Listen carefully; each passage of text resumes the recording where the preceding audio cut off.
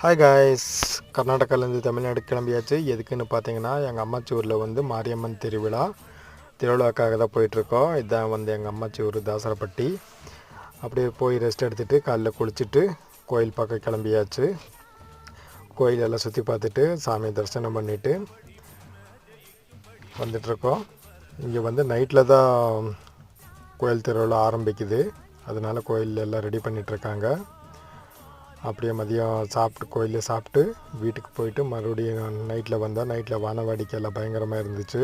அதெல்லாம் பார்த்துட்டு நைட்லேயும் கோயிலே சாப்பிட்டு அப்படியே திரும்பி வீட்டுக்கு வந்தாச்சு. காலையில் 4 மணிக்கு மாவிளக்கு எடுக்கிற ஃபங்க்ஷன் ஆரம்பிக்கும். அதை பார்க்குறதுக்காக அதை தான் பார்த்துட்ருக்கீங்க.